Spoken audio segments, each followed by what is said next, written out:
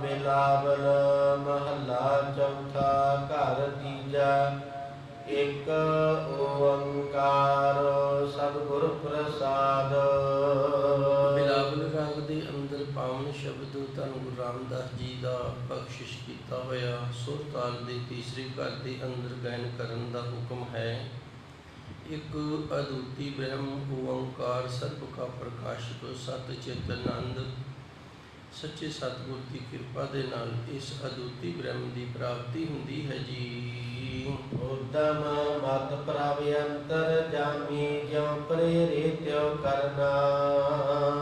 ਧੰਨ ਗੁਰਬਾਣੀ ਦੇ ਅੰਦਰ ਪਾਵਨ ਸ਼ਬਦ ਦੇ ਅੰਦਰ ਗੁਰੂ ਰਾਮਦਾਸ ਜੀ ਸੱਚੇ ਸਤਿਗੁਰ ਦੱਸਦੇ ਨੇ ਉਦਮ ਮਤ। ਉਦਮ ਦਾ ਅਰਥ ਹੁੰਦਾ ਹੈ ਜਿਹੜੇ ਮਨੁੱਖ ਦੇ ਵਿੱਚ ਆਲਸ ਨਾ ਹੋਵੇ। ਜਿਵੇਂ ਅਸੀਂ ਵੇਖਦੇ ਹਾਂ ਕਈ ਮਨੁੱਖ ਆਲਸੀ ਹੁੰਦੇ ਨੇ, ਕਈ ਬੜੇ ਉਦਮੀ ਹੁੰਦੇ ਨੇ, ਬੜੇ ਫੁਰਤੀ ਦੇ ਨਾਲ ਉਦਮ ਦੇ ਨਾਲ ਕਾਰੋਬਾਰ ਕਰਦੇ ਨੇ। ਉਦਮ ਮਤ ਇੱਥੇ ਲਘੂ ਵਿਸ਼ਰਾਮ ਪ੍ਰਭ ਅੰਤਰਜਾਮੀ ਫਿਰ ਦੀਰਘ ਵਿਸ਼ਰਾਮ। ਇਹ ਜੋ ਵਿਸ਼ਰਾਮ ਨੇ ਇਹਨਾਂ ਤੋਂ ਸਾਨੂੰ ਇਹ ਗਿਆਨ ਹੁੰਦਾ ਹੈ ਕਿ ਧੰਨ ਗੁਰੂ ਮਹਾਰਾਜ ਜੀ ਸੱਚੇ ਸਤਿਗੁਰ ਨੇ ਇਸ ਤੁਕ ਦੇ ਅੰਦਰ ਕਿੰਨੇ ਤਰ੍ਹਾਂ ਦੇ ਨਾਲ ਸਾਨੂੰ ਪ੍ਰੇਰਿਆ ਹੈ। ਹੁਣ ਗੁਰੂ ਜੀ ਇੱਥੇ ਰਹਿਮਤ ਕਰਦੇ ਨੇ ਉਦਮ ਮਤ ਪ੍ਰਭ ਅੰਤਰਜਾਮੀ ਜਿਉ ਪ੍ਰੇਰੇ ਤਿਉ ਕਰਨਾ। ਉਦਮ ਮਤ ਮਤ ਮਨੁੱਖ ਦੇ ਅੰਦਰ ਉਹ ਸਾਧਨ ਹੈ ਜਿਹੜਾ ਜਨਮ ਤੋਂ ਪਹਿਲੋਂ ਆਪਣੇ ਮਾਤਾ ਪਿਤਾ ਤੋਂ ਸਿੱਖਦਾ ਹੈ, ਫਿਰ ਸਕੂਲ ਦੇ ਵਿੱਚ ਆਪਣੇ ਅਧਿਆਪਕਾਂ ਤੋਂ ਸਿੱਖਦਾ ਹੈ, ਕੁਝ ਸਮਾਜ ਤੋਂ ਇਸ ਨੂੰ ਪ੍ਰਾਪਤ ਹੁੰਦੀ ਹੈ, ਜਾਂ ਇਸ ਤਰ੍ਹਾਂ ਕਹਿ ਲਓ ਕੁਝ ਸਮਾਜ ਤੋਂ ਸਿੱਖਦਾ ਹੈ, ਕੁਝ ਮਨੁੱਖ ਆਪਣੇ ਆਪ ਕੁਝ ਨਾ ਕੁਝ ਪੜ੍ਹ ਪੜ੍ਹਾ ਕੇ ਮੱਤ ਜਿਹੜੀ ਇਹਨੂੰ ਸਿੱਖ ਲੈਂਦਾ ਹੈ। ਉਦਮ ਮੱਤ ਜਿਹੜੀ ਮੱਤ ਦੇ ਵਿੱਚ ਫੁਰਤੀਲਾਪਣ ਹੋਵੇ, ਉਦਮ ਹੋਵੇ, ਉਸ ਨੂੰ ਉਦਮ ਵਾਲੀ ਮੱਤ ਆਖਿਆ ਜਾਂਦਾ ਹੈ। ਵੀ ਇਹ ਗੁਰਮੁਖ ਪਿਆਰੇ ਦੀ ਮੱਤ ਹੈ ਜਿਹੜੀ ਬੜੀ ਉਦਮ ਵਾਲੀ ਹੈ, ਹਰ ਕੰਮ ਦੇ ਵਿੱਚ ਆਪਣੀ ਮੱਤ ਦੇ ਅਨੁਸਾਰ ਉਦਮ ਕਰਦਾ ਹੈ। ਪ੍ਰਭੂ ਅੰਤਰਜਾਮੀ ਉਹ ਪ੍ਰਭੂ ਪਰਮਾਤਮਾ ਅੰਤਰਜਾਮੀ ਹੈ। ਤੇ ਇਹ ਜਿਹੜੀ ਉਦਮ ਵਾਲੀ ਮੱਤ ਹੈ ਇਹ ਪ੍ਰਭੂ ਪਰਮਾਤਮਾ ਦੀ ਦਾਤ ਹੈ ਜਿਹੜੀ ਗੁਰਮੁਖ ਪਿਆਰਿਆਂ ਨੂੰ ਪ੍ਰਾਪਤ ਹੁੰਦੀ। ਇਹ ਸਿੱਖੀ ਨਹੀਂ ਜਾ ਸਕਦੀ। ਮੈਂ ਇੱਕ ਵਾਰੀ ਫਿਰ ਥੋੜ੍ਹੀ ਜਿਹੀ ਮਿਹਨਤ ਕਰਾਂਗਾ ਤਾਂ ਕਿ ਗੱਲ ਦੀ ਸਮਝ ਆ ਜਾਵੇ। ਮੱਤ ਅਸੀਂ ਮੱਤ ਸਮਾਜ ਦੇ ਵਿੱਚੋਂ ਸਿੱਖਦੇ ਹਾਂ, ਜਿਸ ਤਰ੍ਹਾਂ ਦੇ ਸਮਾਜ ਦੇ ਵਿੱਚ ਰਹਿੰਦੇ ਹਾਂ ਉਸ ਤਰ੍ਹਾਂ ਦੀ ਮੱਤ ਸਿੱਖ ਲੈਂਦੇ ਹਾਂ। ਅਸੀਂ ਮੱਤ ਕੁਝ ਪੜ੍ਹ ਪੜ੍ਹਾ ਕੇ ਸਿੱਖ ਲੈਂਦੇ ਹਾਂ, ਪਰ ਕੁਝ ਦਾਤਾਂ ਨੇ ਜਿਹੜੀਆਂ ਸਾਨੂੰ ਸੱਚੇ ਸਤਿਗੁਰ ਤੋਂ ਪ੍ਰਾਪਤ ਹੁੰਦੀਆਂ ਨੇ। ਹੁਣ ਇਸ ਤਰ੍ਹਾਂ ਦਾ ਕੋਈ ਵੀ ਪ੍ਰੇਰਕ ਨਹੀਂ, ਇਸ ਤਰ੍ਹਾਂ ਦਾ ਕੋਈ ਵੀ ਮੱਤ ਦੇਣ ਵਾਲਾ ਨਹੀਂ ਜਿਹੜਾ ਕਿਸੇ ਆਲਸੀ ਮਨੁੱਖ ਦੇ ਅੰਦਰ ਉਦਮ ਵਾਲੀ ਮੱਤ ਭਰ ਸਕੇ। ਪਰ ਇੱਕ ਅਕਾਲ ਪੁਰਖ ਵਾਹਿਗੁਰੂ ਹੈ, ਪਰਮਾਤਮਾ ਹੈ, ਸੱਚਾ ਸਤਿਗੁਰ ਹੈ। ਇਹ ਜੇ ਉਦਮ ਵਾਲੀ ਮੱਤ ਬਖਸ਼ਿਸ਼ ਕਰ ਦੇਵੇ ਨਾ ਤੇ ਫਿਰ ਉਹ ਮਨੁੱਖ ਜਿਹੜਾ ਉਹ ਉਦਮੀ ਹੁੰਦਾ ਹੈ। ਤੇ ਜਿਹਦੇ ਅੰਦਰ ਆਲਸ ਭਰਦਾ ਹੈ ਨਾ, ਇਹ ਪੇ ਦਾਤ ਤੇਰੀ ਦਾਤਾਰ, ਇਹ ਵੀ ਉਹਦੀ ਦਾਤ ਹੈ, ਉਸ ਵਾਹਿਗੁਰੂ ਦੀ ਦਾਤੇ ਦੀ ਜਿਹੜੀ ਆਲਸ ਵਾਲੀ ਮੱਤ ਹੈ। ਕਿਸੇ ਦੇ ਅੰਦਰ ਆਲਸ ਵਾਲੀ ਮੱਤ ਭਰ ਦਿੰਦਾ ਹੈ, ਉਹ ਕਿਸੇ ਕੰਮ ਦੇ ਵਿੱਚ ਵੀ ਉਦਮ ਨਹੀਂ ਵਿਖਾਉਂਦਾ।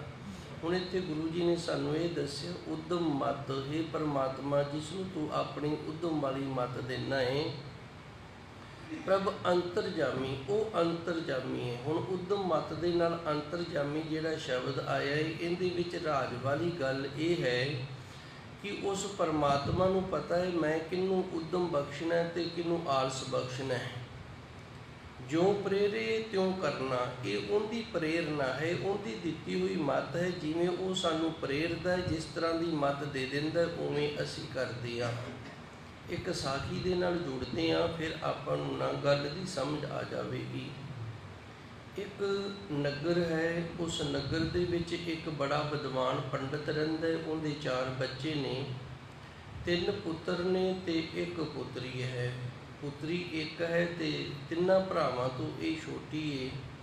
ਇਸ ਕਰਕੇ ਘਰ ਦੇ ਵਿੱਚ ਸਾਰਿਆਂ ਦਾ ਮੋਹ ਦਾ ਕਾਰਨ ਬਣੀ ਹੋਈ ਹੈ। ਸਾਰਿਆਂ ਨੂੰ ਲਾਡਲੀ ਪਿਆਰੀ ਲੱਗਦੀ ਏ, ਸਾਰੇ ਇਸ ਦੇ ਨਾਲ ਮੋਹ ਪਿਆਰ ਕਰਦੇ ਨੇ। ਤਿੰਨੇ ਭਰਾ ਵੀ ਬਹੁਤ ਪਿਆਰ ਕਰਦੇ ਨੇ ਆਪਣੀ ਛੋਟੀ ਭੈਣ ਦੇ ਨਾਲ, ਤੇ ਮਾਤਾ ਪਿਤਾ ਵੀ ਬੜਾ ਪਿਆਰ ਮੋਹ ਕਰਦੇ ਨੇ। ਤਿੰਨਾਂ ਭਰਾਵਾਂ ਤੋਂ ਪੁੱਤਰੀ ਦੀ ਦਾਤ ਮਿਲੀ ਹੈ, ਪੁੱਤਰੀ ਪ੍ਰਾਪਤ ਹੋਈ ਹੈ। ਇਹ ਸਰੀਰ ਛੱਡ ਗਈ ਹੈ। ਜਦੋਂ ਸਰੀਰ ਛੱਡ ਗਈ ਹੈ ਤੇ ਤਿੰਨਾਂ ਭਰਾਵਾਂ ਨੂੰ ਬੜਾ ਦੁੱਖ ਹੋਇਆ ਵੀ ਸਾਡੀ ਇੱਕ ਭੈਣ ਸੀ ਤੇ ਇਹ ਸਰੀਰ ਛੱਡ ਗਈ ਹੈ। ਇਹਨਾਂ ਤਿੰਨਾਂ ਨੇ ਫਿਰ ਪ੍ਰਭੂ ਦੇ ਪ੍ਰੇਰਿਆ ਹੋਇਆਂ ਨਾਲ ਇਹ ਖਿਆਲ ਕੀਤਾ ਵੀ ਆਪਾਂ ਕੋਈ ਇਸ ਤਰ੍ਹਾਂ ਦੀ ਵਿਦਿਆ ਸਿੱਖੀਏ ਜਿਹਦੇ ਨਾਲ ਕਿਸੇ ਮਰੇ ਹੋਏ ਨੂੰ ਜਿੰਦਾ ਕੀਤਾ ਜਾ ਸਕੇ। ਅਸੀਂ ਕੁਝ ਇਸ ਤਰ੍ਹਾਂ ਦਾ ਸਿੱਖੀਏ, ਇਸ ਤਰ੍ਹਾਂ ਦੀ ਵਿਦਿਆ ਦੀ ਪ੍ਰਾਪਤੀ ਕਰੀਏ ਜਿਹੜੀ ਵਿਦਿਆ ਦੇ ਨਾਲ ਕਿਸੇ ਮਰੇ ਹੋਏ ਦੇ ਵਿੱਚ ਜਾਨ ਪਾਈ ਜਾਵੇ। ਇਹ ਹੁਣ ਇਸ ਵਿਦਿਆ ਨੂੰ ਸਿੱਖਣ ਦੇ ਲਈ ਤਿੰਨੇ ਭਰਾ ਨਾਲ ਕਾਸ਼ੀ ਪਹੁੰਚ ਗਏ ਨੇ। ਉਸ ਵਕਤ ਕਾਸ਼ੀ ਜਿਹੜਾ ਇਹ ਵਿਸ਼ਵ ਦਾ ਵਿਦਿਆਲਿਆ ਸੀ, ਇਹ ਉਹ ਕੇਂਦਰ ਸੀ ਜਿੱਥੇ ਹਰ ਪ੍ਰਕਾਰ ਦੀ ਵਿਦਿਆ ਦੀ ਦਾਤ ਪ੍ਰਾਪਤ ਹੁੰਦੀ ਸੀ। ਇੱਥੇ ਪਹੁੰਚ ਗਏ ਨੇ। ਇੱਥੇ ਤਿੰਨਾਂ ਭਰਾਵਾਂ ਨੇ ਅੱਡ-ਅੱਡ ਵਿਦਿਆ ਜਿਹੜੀ ਹੈ ਨਾ ਉਹ ਸਿੱਖ ਲਈਏ। ਇੱਕ ਨੇ ਇਹ ਵਿਦਿਆ ਸਿੱਖ ਲਈਏ ਵੀ ਜੇ ਕੋਈ ਹੱਡੀ ਮਿਲ ਜਾਵੇ ਨਾ ਤੇ ਉਸ ਹੱਡੀ ਤੇ ਇਹਦੇ ਦੁਆਰਾ ਸਿੱਧ ਕੀਤੇ ਗਏ ਮੰਤਰਾਂ ਨੂੰ ਜਦੋਂ ਪੜ੍ਹਿਆ ਜਾਂਦਾ ਸੀ ਤੇ ਉਹ ਸਾਰਾ ਪਿੰਜਰ ਤਿਆਰ ਹੋ ਜਾਂਦਾ ਸੀ। ਜਿਹੜੀ ਹੱਡੀ ਜਿੱਥੇ ਜਿੱਥੇ ਵੀ ਖਿੰਡੀ ਹੁੰਦੀ ਨਾ, ਉੱਥੋਂ ਉਹ ਪਿੰਜਰ ਦੇ ਰੂਪ ਦੇ ਵਿੱਚ ਇੱਕ ਥਾਂ ਤੇ ਇਕੱਠੀਆਂ ਹੋ ਜਾਂਦੀਆਂ। ਤੇ ਦੂਜੇ ਨੇ ਵਿਦਿਆ ਇਹ ਸਿੱਖ ਲਈਏ ਵੀ ਜਿਹੜਾ ਇਹ ਪਿੰਜਰ ਤਿਆਰ ਹੈ ਨਾ, ਇਹਦੇ ਉੱਤੇ ਚਮੜੀ ਤੇ ਅੰਦਰ ਚਰਬੀ ਭਰੀ ਜਾਵੇ, ਭਾਵ ਪੂਰਾ ਸਰੀਰ ਜਿਹੜਾ ਉਸੇ ਤਰ੍ਹਾਂ ਬਣ ਜਾਵੇ ਜਿਵੇਂ ਇੱਕ ਲੋਥ ਹੁੰਦੀ ਹੈ। ਤੇ ਤੀਜੇ ਨੇ ਵਿਦਿਆ ਸਿੱਖ ਲਈ ਵੀ ਜਿਹੜਾ ਇਸ ਤਰ੍ਹਾਂ ਲੋਥ ਬਣਿਆ ਸਰੀਰ ਹੈ ਨਾ, ਉਹਦੇ ਵਿੱਚ ਜਾਨ ਪਾ ਦਿੱਤੀ ਜਾਵੇ। ਬੜਾ ਸਮਾਂ ਇਹਨਾਂ ਨੇ ਜਦੋਜਹਿਦ ਕਰਕੇ ਤਿੰਨਾਂ ਨੇ ਇਹ ਮੰਤਰ ਸਿੱਖ ਲਏ ਨੇ, ਵਿਦਿਆ ਪ੍ਰਾਪਤ ਕਰ ਲਈ ਤੇ ਅਖੀਰ ਆਪਣੇ ਗੁਰੂ ਤੋਂ ਵਿਦਾਇਗੀ ਲੈ ਕੇ ਜਦੋਂ ਘਰ ਨੂੰ ਵਾਪਸ ਆ ਰਹੇ ਨੇ, ਰਸਤੇ ਵਿੱਚ ਇਹਨਾਂ ਦੇ ਇੱਕ ਜੰਗਲ ਪੈਂਦਾ ਸੀ। ਜੰਗਲ ਵਿੱਚ ਆਏ ਨੇ, ਉੱਥੇ ਅਚਨਚੇਤ ਇੱਕ ਹੱਡੀ ਹੈ ਜਿਹੜੀ ਉਹ ਨਿਗਾਹ ਪੈ ਗਈ ਹੈ। ਕਹਿੰਦਾ ਜੀ ਆਪਾਂ ਸਿੱਖ ਕੇ ਤੇ ਆਏ ਹਾਂ ਤੇ ਚਲੋ ਪ੍ਰੇਰਨਾ ਵੀ ਲੈ ਵਾਹਿਗੁਰੂ ਜੀ, ਚਲੋ ਪ੍ਰਤਿਆ ਕੇ ਵੀ ਵੇਖ ਲਈਏ ਵੀ ਸਾਡੇ ਮੰਤਰ ਕੰਮ ਕਰਦੇ ਵੀ ਨੇ ਕਿ ਨਹੀਂ ਕਰਦੇ। ਦੂਜੇ ਨੇ ਕਿਹਾ ਠੀਕ ਹੈ। ਕਹਿੰਦਾ ਚੰਗਾ ਫਿਰ ਇਹ ਹੱਡੀ ਹੈ ਤੇ ਮੈਂ ਇਸ ਹੱਡੀ ਤੇ ਮੰਤਰ ਪੜ੍ਹਦਾ ਵੀ ਪਿੰਜਰ ਤਿਆਰ ਹੋ ਜਾਵੇ। ਇਸ ਨੇ ਆਪਣੀ ਵਿਧੀ ਦੇ ਨਾਲ ਮੰਤਰ ਪੜ੍ਹਨਾ ਸ਼ੁਰੂ ਕਰ ਦਿੱਤਾ। ਪਿੰਜਰ ਤਿਆਰ ਹੋ ਗਿਆ। ਜਿਸ ਵਕਤ ਪਿੰਜਰ ਤਿਆਰ ਹੋ ਗਿਆ ਤੇ ਬੜਾ ਖੁਸ਼ ਹੋ ਗਿਆ। ਹੁਣ ਦੂਜੇ ਨੇ ਮੰਤਰ ਪੜ੍ਹਨਾ ਸ਼ੁਰੂ ਕਰ ਦਿੱਤਾ। ਇਹਦੇ ਵਿੱਚ ਚਰਬੀ ਭਰ ਗਈ ਹੈ, ਲੋਥ ਬਣ ਗਈ ਹੈ, ਸਰੀਰ ਬਣ ਗਿਆ, ਉੱਤੇ ਚਮੜੀ ਆ ਗਈ, ਵਾਲ ਆ ਗਏ ਨੇ, ਇੱਕ ਜਾਨ ਦੀ ਕਮੀ ਹੈ, ਬਾਕੀ ਸਾਰਾ ਕੁਝ ਤਿਆਰ ਹੈ। ਹੁਣ ਤੀਸਰੇ ਨੇ ਮੰਤਰ ਪੜ੍ਹਿਆ ਤੇ ਇਹਦੇ ਵਿੱਚ ਨਾ ਜਾਨ ਪੈ ਗਈ ਹੈ। ਇਹ ਹੈ ਸੀ ਸ਼ੇਰ, ਸ਼ੇਰ ਦੀ ਹੱਡੀ ਸੀ। ਸ਼ੇਰ ਤਿਆਰ ਹੋ ਗਿਆ। ਜਦੋਂ ਸ਼ੇਰ ਤਿਆਰ ਹੋ ਗਿਆ ਤੇ ਇਹ ਸ਼ੇਰ ਦੇ ਕੀ ਲੱਗਦੇ ਸਨ, ਸ਼ੇਰ ਤਿੰਨਾਂ ਨੂੰ ਖਾ ਗਿਆ। ਸ਼ੇਰ ਨੇ ਜਦੋਂ ਤਿੰਨਾਂ ਨੂੰ ਖਾ ਲਿਆ ਤੇ ਤਿੰਨੇ ਉੱਥੇ ਖਤਮ ਹੋ ਗਏ ਨੇ। ਹੁਣ ਗੁਰੂ ਮਹਾਰਾਜ ਜੀ ਦੀ ਪਾਵਨ ਬਾਣੀ ਸਾਨੂੰ ਇੱਥੇ ਦੱਸਦੀ, ਜਿਉਂ ਪ੍ਰੇਰੇ ਤਿਉਂ ਕਰਨਾ। ਜਿਵੇਂ ਪਰਮਾਤਮਾ ਪ੍ਰੇਰਦਾ ਨਾ, ਅਸੀਂ ਕਰਨਾ ਉਵੇਂ ਹੈ, ਸਾਡੇ ਤੋਂ ਹੋਏਗਾ ਉਵੇਂ। ਪ੍ਰਭ ਅੰਤਰਜਾਮੀ, ਕਿਉਂਕਿ ਉਹ ਪ੍ਰਭੂ ਪਰਮਾਤਮਾ ਅੰਤਰਜਾਮੀ ਹੈ, ਸਾਡੇ ਅੰਦਰ ਦੀਆਂ ਜਾਣਦਾ ਵੀ ਅਸੀਂ ਭਾਵਨਾ ਕਿਸ ਤਰ੍ਹਾਂ ਦੀ ਰੱਖਦੇ ਹਾਂ। ਅੰਤਰਜਾਮੀ ਦਾ ਅਰਥ ਹੈ ਸਾਡੇ ਅੰਦਰ ਦੀ ਅੰਤਰਜਾਮਤਾ ਨੂੰ ਵਾਹਿਗੁਰੂ ਆਪ ਚੰਗੀ ਤਰ੍ਹਾਂ ਜਾਣਦਾ ਹੈ। ਉਹਨੂੰ ਪਤਾ ਵੀ ਸਾਡੇ ਅੰਦਰ ਦੇ ਖਿਆਲ ਕਿਸ ਤਰ੍ਹਾਂ ਦੇ ਨੇ। ਜਿਵੇਂ ਉਸ ਪਰਮਾਤਮਾ ਨੂੰ ਪਤਾ ਸੀ ਵੀ ਇਹਨਾਂ ਦੇ ਖਿਆਲ ਗਲਤ ਨੇ, ਜੇ ਇਹ ਜੀਂਦੇ ਰਹਿ ਗਏ ਨਾ ਤੇ ਇਹਨਾਂ ਨੇ ਤੇ ਫਿਰ ਪਿੰਡ 'ਚ ਕਿਸੇ ਨੂੰ ਮਰਨ ਹੀ ਨਹੀਂ ਦਿਆ ਕਰਨਾ। ਜਿਹੜਾ ਵੀ ਮਰਿਆ ਕਰੇਗਾ ਨਾ ਉਹਨੂੰ ਇਸ ਤਰ੍ਹਾਂ ਜਿੰਦਾ ਕਰ ਦਿਆ ਕਰਨਗੇ ਤੇ ਪਿੰਡ ਦੇ ਵਿੱਚੋਂ ਕੋਈ ਮਰੇਗਾ ਨਹੀਂ। ਇਸ ਕਰਕੇ ਉਸ ਪ੍ਰਭੂ ਪਰਮਾਤਮਾ ਨੇ ਰਸਤੇ ਦੇ ਵਿੱਚ ਇਹਨਾਂ ਨੂੰ ਪ੍ਰੇਰ ਦਿੱਤਾ ਤੇ ਪ੍ਰੇਰ ਕੇ ਇਹਨਾਂ ਤੋਂ ਇਹਨਾਂ ਦੁਆਰਾ ਪ੍ਰਾਪਤ ਕੀਤੀ ਗਈ ਵਿਦਿਆ, ਕਿਉਂਕਿ ਉਹ ਪਰਮਾਤਮਾ ਆਪਣੇ ਸਿਰ ਦੋਸ਼ ਨਹੀਂ ਲੈਂਦਾ।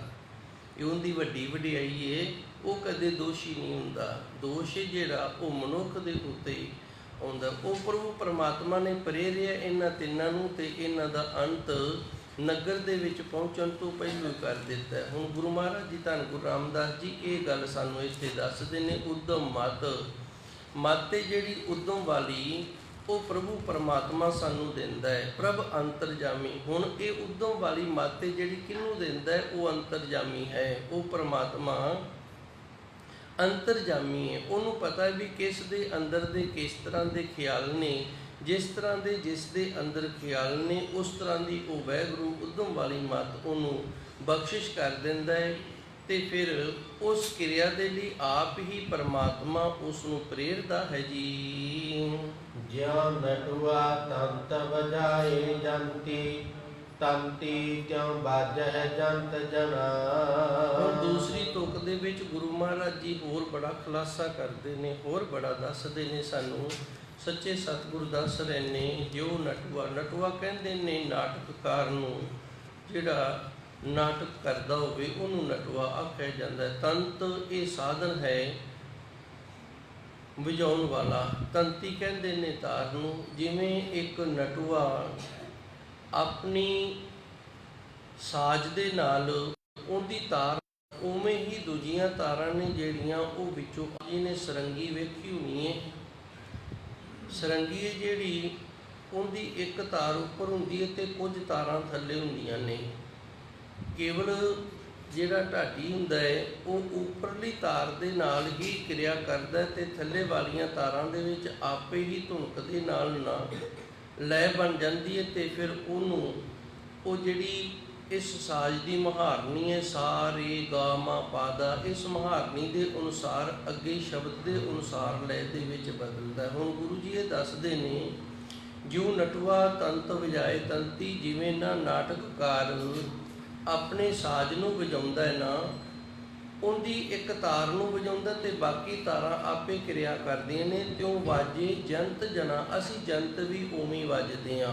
ਹੁਣ ਦੋਵਾਂ ਤੁਕਾਂ ਨੂੰ ਸਮਝ ਨਾ ਕਰੀਏ। ਗੁਰੂ ਜੀ ਰਹਿਮਤ ਕਰਦੇ ਨੇ ਉਦਮ ਮਤ ਪ੍ਰਭ ਅੰਤਰਜਾਮੀ, ਇਹ ਮੇਰੇ ਵਾਹਿਗੁਰੂ ਇਹ ਤੇਰੀ ਦਾਤ ਹੈ। ਕਿਉਂਕਿ ਕੁਝ ਮਤ ਹੈ ਉਹ ਅਸੀਂ ਇੱਕ ਦੂਜੇ ਤੋਂ ਸਿੱਖ ਲੈਂਦੇ ਹਾਂ, ਕੁਝ ਮਤ ਇਸ ਤਰ੍ਹਾਂ ਦੀ ਹੈ ਉਹ ਅਸੀਂ ਇੱਕ ਦੂਜੇ ਤੋਂ ਸਿੱਖਦੇ ਹਾਂ, ਸਾਨੂੰ ਮਤ ਮਿਲਦੀ ਹੈ। ਪਰ ਇਹ ਜਿਹੜੀ ਉਦਮ ਵਾਲੀ ਮੱਤ ਹੈ ਨਾ, ਇਹ ਪ੍ਰਭੂ ਦੀ ਦਾਤ ਹੈ, ਇਹ ਸਿੱਖੀ ਨਹੀਂ ਜਾਏਗੀ। ਉਸ ਵਾਹਿਗੁਰੂ ਨੇ ਜਿੰਦੇ ਅੰਦਰ ਇਹ ਉਦਮ ਵਾਲੀ ਮੱਤ ਭਰੀ ਹੈ ਨਾ, ਉਹ ਉਦਮ ਦੇ ਨਾਲ ਅੰਮ੍ਰਿਤ ਵੇਲੇ ਉੱਠੇਗਾ, ਉਦਮ ਦੇ ਨਾਲ ਉਹ ਨਿਤਨੇਮ ਕਰੇਗਾ, ਉਹਦੇ ਸਾਰੇ ਕੰਮ ਹੀ ਉਦਮ ਵਾਲੇ ਹੋਣਗੇ। ਉਹ ਜਿਤਨੇ ਵੀ ਕੰਮ ਕਰੇਗਾ ਨਾ ਸਾਰੇ ਉਦਮ ਦੇ ਨਾਲ ਕਰੇਗਾ। ਤੇ ਜਿੰਦੇ ਅੰਦਰ ਆਲਸ ਵਾਲੀ ਮੱਤ ਹੈ ਉਹ ਹਰ ਕੰਮ ਦੇ ਵਿੱਚ ਅਲਸਾਇਆ ਰਹੇਗਾ, ਹਰ ਕੰਮ ਦੇ ਵਿੱਚ ਉਹ ਲੇਟ ਹੀ ਰਹੇਗਾ। ਉੱਠਣ ਲੱਗਾ ਵੀ ਅਲਸਾਇਆ ਹੈ, ਉਹ ਲੇਟ ਉੱਠੇਗਾ, ਨਿਤਨੇਮ ਦੇ ਵਿੱਚ ਵੀ ਲੇਟ ਹੋ ਜਾਏਗਾ। ਤੇ ਅੱਗੇ ਦੀ ਜਿਹੜੀ ਦਿਨ ਵਾਲੀ ਕਿਰਿਆ ਉਹ ਜਿਸ ਤਰ੍ਹਾਂ ਦਾ ਵੀ ਕੰਮ ਕਰਦਾ ਨਾ, ਆਪਣੀ ਡਿਊਟੀ ਆਦਿਕ ਤੇ ਜੋ ਵੀ ਆਪਣੀ ਜ਼ਿੰਦਗੀ ਦੇ ਲਈ ਰੋਜੀ ਰੋਟੀ ਕਮਾਉਣ ਦੇ ਲਈ ਕਰਦਾ, ਉਹਨਾਂ ਸਾਰਿਆਂ ਦੇ ਵਿੱਚ ਫਿਰ ਆਲਸੀ ਹੋਏਗਾ ਹੁੰਦਾ। ਜਿਵੇਂ ਉਦਮੀ ਦਾ ਉਦਮ ਹੁੰਦਾ ਉਵੇਂ ਆਲਸੀ ਦਾ ਆਲਸ ਹੁੰਦਾ ਹੈ। ਇਹ ਪ੍ਰਭੂ ਦੀ ਦਾਤ ਹੈ, ਇਸ ਨੂੰ ਆਪਾਂ ਸੁਧਾਰ ਨਹੀਂ ਸਕਦੇ। ਉਸ ਵਾਹਿਗੁਰੂ ਨੇ ਇਹ ਦਾਤ ਦਿੱਤੀ ਹੈ ਤੇ ਦਿੰਦਾ ਕਿਉਂ ਹੈ? ਪ੍ਰਭ ਅੰਤਰਜਾਮੀ, ਕਿਉਂਕਿ ਉਹ ਸਾਰਿਆਂ ਦੇ ਅੰਦਰ ਦੀ ਜਾਣਦਾ ਹੈ। ਹੁਣ ਵੇਖੋ, ਜੇ ਆਲਸੀ ਨਾ ਹੋਵੇ ਤੇ ਫਿਰ ਸਾਨੂੰ ਉਦਮੀ ਦਾ ਕਿਵੇਂ ਪਤਾ ਲੱਗੇਗਾ? ਜੇ ਸਾਰੇ ਉਦਮੀ ਹੋਣ, ਸਾਰੇ ਸਮੇਂ ਸਿਰ ਉੱਠਣ ਵਾਲੇ ਹੋਣ, ਤੇ ਫਿਰ ਆਲਸੀ ਦਾ ਕਿਵੇਂ ਪਤਾ ਲੱਗੇਗਾ ਵੀ ਇਹ ਸਿੰਘ ਆਲਸੀ ਹੈ, ਇਹ ਉਦਮੀ ਹੈ? ਹੁਣ ਗੁਰੂ ਜੀ ਦੱਸਦੇ ਨੇ ਅੰਤਰਜਾਮੀ ਹੈ, ਉਹਨੇ ਨਾ ਇਹ ਅਖਾੜਾ ਰਚਿਆ ਹੋਇਆ, ਇਸ ਖੇਡ ਨੂੰ ਰਚਿਆ ਹੋਇਆ ਤੇ ਖੇਡ ਨੂੰ ਖੇਡਣ ਦੇ ਲਈ ਕਰਦਾ। ਜਿਉਂ ਪ੍ਰੇਰੇ ਤਿਉਂ ਕਰਨਾ, ਜਿਵੇਂ ਫਿਰ ਉਹ ਪ੍ਰੇਰਦਾ ਹੈ ਉਸੇ ਤਰ੍ਹਾਂ ਅਸੀਂ ਸਾਰੇ ਕਰਨੇ ਆ। ਜਿਵੇਂ ਸਾਖੀ ਤੋਂ ਆਪਾਂ ਨੂੰ ਸਮਝ ਆ ਗਈ ਹੋਣੀ ਹੈ ਵੀ ਪ੍ਰਭੂ ਪਰਮਾਤਮਾ ਨੇ ਵੇਖੋ ਉਹਨਾਂ ਨੂੰ ਪ੍ਰੇਰਿਆ ਹੈ ਵੀ ਇਹ ਨਗਰ ਦੇ ਵਿੱਚ ਹੀ ਨਾ ਪਹੁੰਚਣ। ਜੇ ਨਗਰ 'ਚ ਪਹੁੰਚ ਗਏ ਤੇ ਇਹਨਾਂ ਨੇ ਕਿਸੇ ਨੂੰ ਮਰਨ ਹੀ ਨਹੀਂ ਦੇਣਾ। ਜਿਉਂ ਨਟਵਾ ਤੰਤ ਵਜਾਏ ਤੰਤੀ, ਅੱਗੇ ਸਾਜ਼ ਦੀ ਗੱਲ ਕਰਦੇ ਨੇ ਗੁਰੂ ਮਹਾਰਾਜ ਜੀ। ਜਿਵੇਂ ਸਾਜ਼ ਨੂੰ ਵਜਾਉਣ ਵਾਲਾ ਨਾ ਸਾਜ਼ ਦੀਆਂ ਸੁਰਾਂ ਨੂੰ ਛੇੜਦਾ ਨੱਪਦਾ ਤੇ ਉਵੇਂ ਸਾਜ਼ ਦੇ ਵਿੱਚੋਂ ਅੱਗੇ ਲੈ ਨਿਕਲਦੀ ਏ, ਉਸੇ ਤਰ੍ਹਾਂ ਅਸੀਂ ਜੰਤ ਹਾਂ। ਤੇ ਉਸ ਪ੍ਰਭੂ ਪਰਮਾਤਮਾ ਦੇ ਅਸੀਂ ਜਿਹੜੇ ਜੰਤ ਬਣਾਏ ਹੋਏ ਆ, ਸਾਨੂੰ ਵੀ ਜਿਵੇਂ ਭਾਈ ਉਹ ਪ੍ਰੇਰਦਾ ਉਵੇਂ ਅਸੀਂ ਕਰਦੇ, ਉਵੇਂ ਵੱਜ ਰਹੇ ਹਾਂ ਜੀ। ਜਪ ਮਨ ਰਾਮ ਨਾਮ ਰਸਨਾ, ਰਾਹੋਂ ਵਾਲੀਆਂ ਤੁਕਾਂ ਦੇ ਅੰਦਰ ਗੁਰੂ ਜੀ ਰਹਿਮਤ ਕਰਦੇ ਨੇ ਆਪਣੇ ਮਨ ਨੂੰ ਪ੍ਰੇਰਦੇ ਹੋਏ। ਹੇ ਸੱਚੇ ਸਤਿਗੁਰੂ ਜੀ, ਕਿਰਪਾ ਕਰੋ ਜੋ ਆਪ ਜੀ ਦੀ ਸਾਡੇ ਤੇ ਵੀ ਰਹਿਮਤ ਹੋ ਜੇ ਤੇ ਅਸੀਂ ਵੀ ਰਸਨਾ ਦੇ ਨਾਲ ਆਪ ਜੀ ਦੇ ਨਾਮ ਨੂੰ ਜਪਣਾ ਕਰੀਏ। ਜਪ ਮਨ, ਹੇ ਮੇਰਿਆ ਮਨਾ ਜਪਣਾ ਕਰ ਰਾਮ ਨਾਮ, ਉਸ ਪ੍ਰਭੂ ਪਰਮਾਤਮਾ ਦਾ ਨਾਮ ਜੋ ਸਾਰਿਆਂ ਵਿੱਚ ਰਪਿਆ ਹੋਇਆ ਹੈ। ਤੇ ਜਪਣਾ ਕਿਵੇਂ? ਰਸਨਾ, ਰਸਨਾ ਕਹਿੰਦੇ ਨੇ ਜ਼ਬਾਨ ਨੂੰ। ਹੇ ਮੇਰੇ ਮਨ ਤੂੰ ਆਪਣੀ ਰਸਨਾ ਦੇ ਨਾਲ, ਆਪਣੀ ਜ਼ਬਾਨ ਦੇ ਨਾਲ ਉਸ ਵਾਹਿਗੁਰੂ ਪਰਮਾਤਮਾ ਦੇ ਨਾਮ ਨੂੰ ਜਪਣਾ ਕਰ। ਮਸਤਕ ਲਿਖਤ ਲਿਖੇ ਗੁਰ ਪਾਇਆ, ਹਰ ਹਿਰਦੈ ਹਰ ਬਸਨਾ।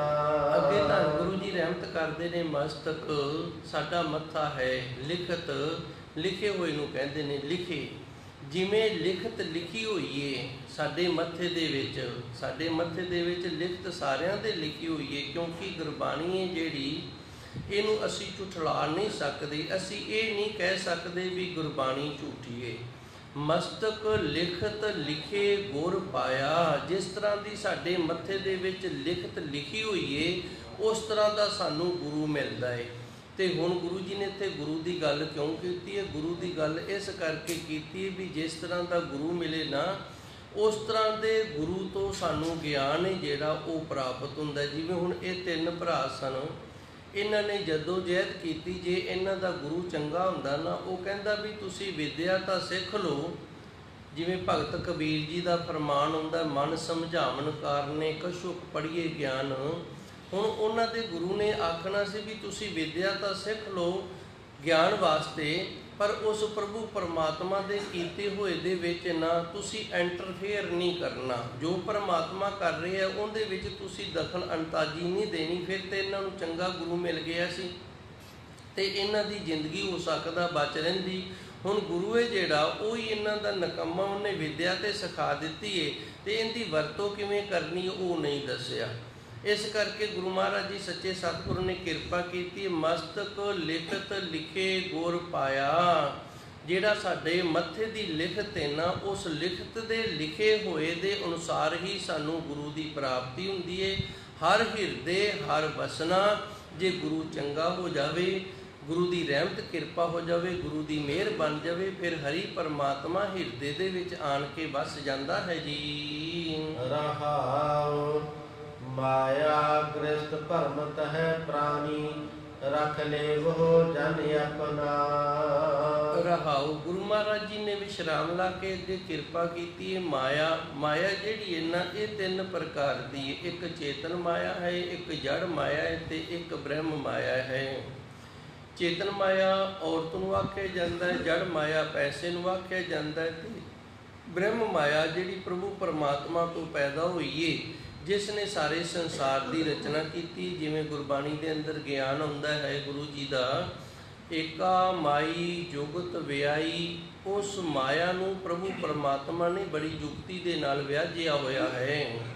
ਤਿੰਨ ਚੇਲੇ ਪ੍ਰਵਾਨ ਤੇ ਉਸ ਮਾਇਆ ਨੇ ਫਿਰ ਆਪਣੇ ਕਾਰੋਬਾਰ ਨੂੰ ਚਲਾਉਣ ਦੇ ਲਈ ਨਾ, ਤਿੰਨ ਚੇਲੇ ਨੇ ਜਿਹੜੇ ਉਹਨਾਂ ਨੂੰ ਅੱਗੇ ਪ੍ਰਵਾਨਗੀ ਦੇ ਦਿੱਤੀ ਏ। ਇੱਕ ਸੰਸਾਰੀ, ਹੁਣ ਤਿੰਨ ਚੇਲਿਆਂ ਦੇ ਵਿੱਚੋਂ ਇੱਕ ਦੀ ਡਿਊਟੀ ਲਾ ਦਿੱਤੀ ਹੈ ਵੀ ਤੂੰ ਸੰਸਾਰ ਦੀ ਰਚਨਾ ਕਰਨੀ ਹੈ। ਇੱਕ ਭੰਡਾਰੀ ਤੇ ਇੱਕ ਦੀ ਡਿਊਟੀ ਲਾ ਦਿੱਤੀ ਹੈ ਵੀ ਤੂੰ ਸਾਰਿਆਂ ਨੂੰ ਭੰਡਾਰ ਦੇਣਾ, ਭਾਵ ਰੋਜੀ ਰੋਟੀ ਦੇਣੀ ਹੈ। ਇੱਕ ਲਾਏ ਦੀ ਬਾਣ, ਜਿਹੜਾ ਤੀਜਾ ਹੈ ਨਾ, ਉਹਨੂੰ ਇਹ ਡਿਊਟੀ ਲਾਈ ਹੈ। ਬਾਣ ਦਾ ਅਰਥ ਹੁੰਦਾ ਆਦਤ, ਲਾਏ ਦਾ ਅਰਥ ਹੈ ਆਪਣੇ ਵਿੱਚ ਅਭੇਦ ਕਰਨਾ, ਭਾਵ ਪੰਜਾਂ ਤੱਤਾਂ ਨੂੰ ਪੰਜਾਂ ਤੱਤਾਂ ਦੇ ਵਿੱਚ ਮਿਲਾ ਦੇਣਾ। ਜਿਹੜਾ ਸ਼ਿਵ ਜੀ ਹੈ ਉਹਨੂੰ ਇਹ ਡਿਊਟੀ ਲਾਈ ਹੈ ਵੀ ਤੂੰ ਸਾਰਿਆਂ ਦਾ ਅੰਤ ਕਰਨਾ ਹੈ। ਹੁਣ ਇੱਥੇ ਮਾਇਆ ਜਿਹੜੀ, ਇਸੇ ਮਾਇਆ ਦੀ ਗੱਲ ਹੈ ਜਿਹਨੇ ਸੰਸਾਰ ਦੀ ਰਚਨਾ ਕੀਤੀ। ਗਿਰ ਸਤ, ਇਹਦਾ ਅਰਥ ਹੁੰਦਾ ਗ੍ਰਸਿਆ ਹੋਇਆ। ਮਾਇਆ ਗਿਰ ਸਤ, ਮਾਇਆ ਦਾ ਗ੍ਰਸਿਆ ਹੋਇਆ। ਪ੍ਰਮਤ ਹੈ ਪ੍ਰਾਣੀ, ਗਿਰ ਸਤ ਗ੍ਰਸਿਆ ਗ੍ਰਾਸ ਸ਼ਬਦ ਤੋਂ ਬਣਿਆ ਹੈ। ਗ੍ਰਾਸ ਕਹਿੰਦੇ ਨੇ ਬੁਰਕੀ ਨੂੰ, ਜੋ ਮੂੰਹ ਦੇ ਵਿੱਚ ਪਾਈ ਜਾਂਦੀ ਹੈ। ਇਸ ਮਾਇਆ ਨੇ ਨਾ ਸਾਨੂੰ ਬੁਰਕੀ ਬਣਾ ਕੇ ਮੂੰਹ ਦੇ ਵਿੱਚ ਪਾਇਆ ਹੋਇਆ, ਸਾਨੂੰ ਗ੍ਰਸਿਆ ਹੋਇਆ ਹੈ। ਪ੍ਰਮਤ ਹੈ ਪ੍ਰਾਣੀ, ਤੇ ਇਹਦਾ ਭਰਮਾਇਆ ਹੋਇਆ ਪ੍ਰਾਣੀ ਹੈ ਨਾ ਜਿਹੜਾ, ਇਹ ਭਰਮ ਦੇ ਵਿੱਚ ਫਸਿਆ ਹੋਇਆ ਹੈ। ਰੱਖ ਲੇਵੋ ਜਨ ਆਪਣਾ, ਉਸ ਅਕਾਲ ਪੁਰਖ ਵਾਹਿਗੁਰੂ ਦੇ ਅੱਗੇ, ਸੱਚੇ ਸਤਿਗੁਰ ਦੇ ਅੱਗੇ ਅਰਦਾਸ ਬੇਨਤੀ ਜੋਦੜੀ ਹੈ ਕਿ ਇਹ ਵਾਹਿਗੁਰੂ ਕਿਰਪਾ ਕਰ, ਸਾਨੂੰ ਇਸ ਮਾਇਆ ਦੇ ਗ੍ਰਾਸ ਤੋਂ ਬਚਾਉਣਾ ਕਰੋ ਜੀ, ਰੱਖਿਆ ਕਰੋ ਜੀ। ਜਿਉ ਪ੍ਰਹਿਲਾਦ ਹਰਨਾਕਸ਼ ਗ੍ਰਸਿਓ, ਹਰ ਰਾਖਿਓ ਹਰ ਸ਼ਰਨਾ। ਅੱਗੇ ਗੁਰੂ ਮਹਾਰਾਜ ਜੀ ਅਗਲੀ ਤੁਕ ਦੇ ਵਿੱਚ ਹੋਰ ਖੁਲਾਸਾ ਕਰਦੇ ਨੇ, ਇਹ ਸੱਚੇ ਸਤਿਗੁਰ ਜੀ, ਜਿਵੇਂ ਹੁਣ ਕਿਸੇ ਦਾ ਇਹ ਖਿਆਲ ਹੋਵੇ ਵੀ ਅਸੀਂ ਕਿਵੇਂ ਗ੍ਰਸੇ ਹੋਏ ਹਾਂ। ਹੁਣ ਵੇਖੋ, ਪ੍ਰਹਿਲਾਦ ਭਗਤ ਸੀ, ਉਸ ਪ੍ਰਭੂ ਪਰਮਾਤਮਾ ਦਾ ਨਾਮ ਜਪਣ ਵਾਲਾ ਸੀ, ਸਿਮਰਨ ਕਰਨ ਵਾਲਾ ਸੀ। ਤੇ ਹਰਨਾਕਸ਼ ਜਿਹੜਾ, ਉਹ ਆਪਣੇ ਪੁੱਤਰ ਦੇ ਨਾਲ ਹੀ ਵੈਰ ਕਮਾਉਣ ਲੱਗ ਗਿਆ ਸੀ।